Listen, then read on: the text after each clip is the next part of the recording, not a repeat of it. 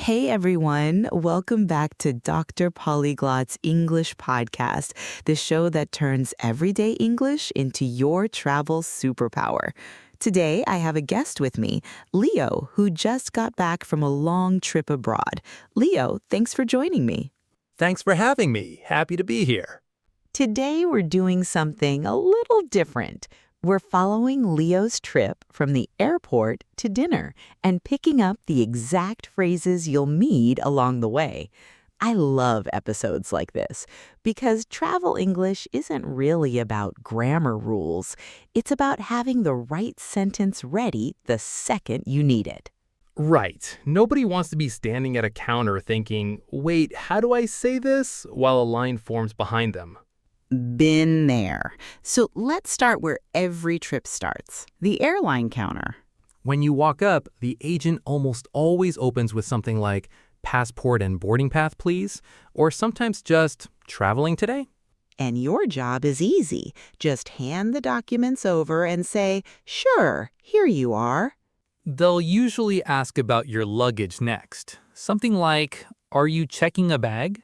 If you're only bringing a backpack, you can say, no, just this one. It'll fit in the overhead bin.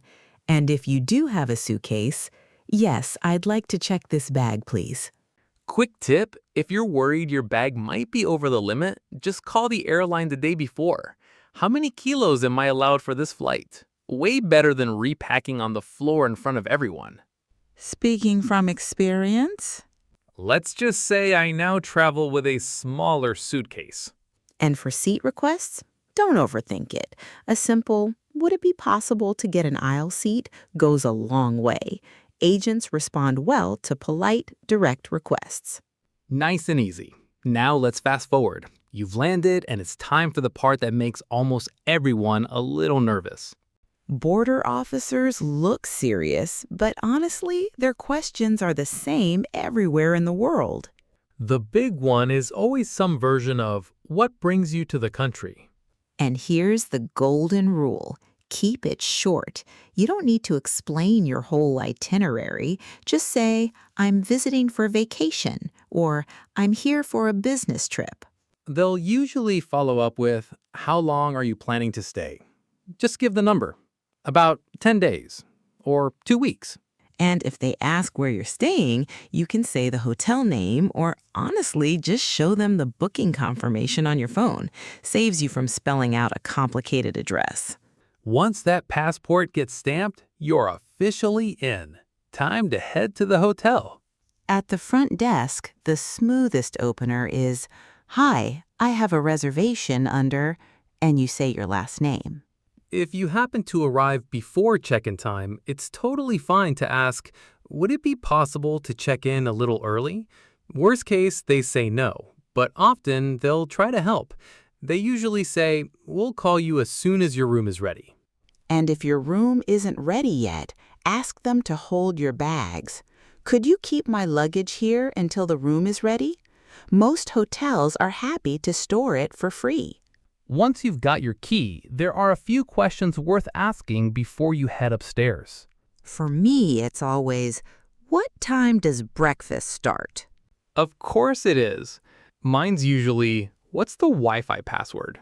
And if you get up to your room and something's missing, say no towels, don't hesitate. Just call the front desk and say, could we get a couple more towels sent up, please?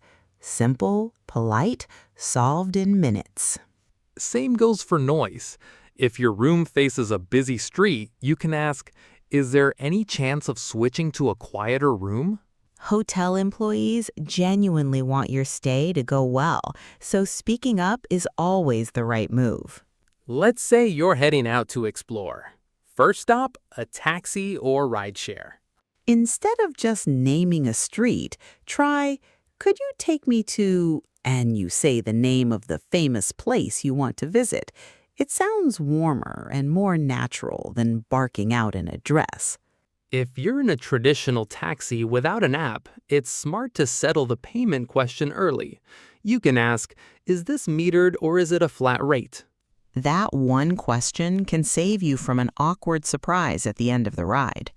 And if the driver asks which route to take and you have no idea, just say whatever's fastest is fine with me. They'll appreciate not having to explain two different routes. I'd also add, please avoid traffic jams. I've had bad experiences with cabs drivers choosing the routes with the worst traffic just to charge me more money. When you arrive, you can simply say, "This is great, right here is fine." And don't forget, if you're traveling for business, "Could I get a receipt, please?" At a museum or attraction, ticket lines move faster when you're specific. 2 adults, please, or 1 student ticket. If you want an English tour of the museum, just ask directly, "Do you have any tours in English today?" And always check before snapping photos indoors. Are photos allowed in here? Saves you an awkward conversation with security. At the Metropolitan Museum of Art in Manhattan, you can take photos without flash. Also, if you carry a backpack, you need to carry it on your chest versus back. Yes, every place has its rules. My favorite phrase of the whole trip is one for finding hidden gems. Just ask a local, "Where do you usually go to eat around here?"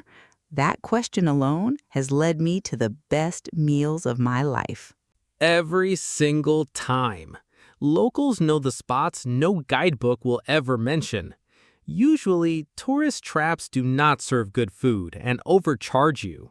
Let's grab a few words worth keeping in your back pocket.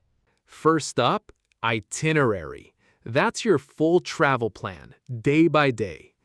Can you send me the full itinerary before we land?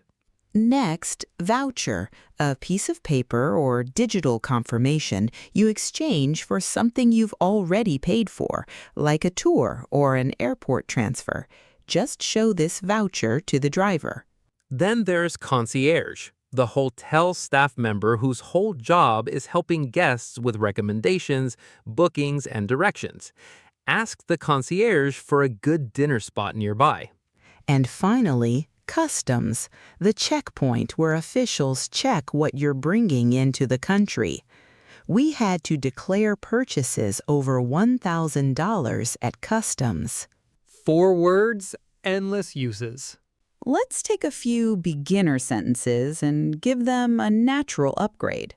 Instead of, I go to hotel now, try, could you take me to the Riverside Hotel, please? Instead of, give me key, go with, hi, I'm checking in under Alvarez, please. And instead of, where food good, are there any restaurants around here that are popular with locals? Small changes, but they make you sound confident. Let's put it all into action with a quick role play, ordering dinner at a small local restaurant after a long day of sightseeing. I'll be the server, Dr. Polyglot's the hungry traveler. Hi there, could I get a table for one? Of course, right this way. Here's the menu. Take your time. Thank you. Actually, quick question. What would you recommend? The grilled fish is our specialty tonight, and it comes with a side of your choice. Perfect. I'll have that. Could I get vegetables instead of rice?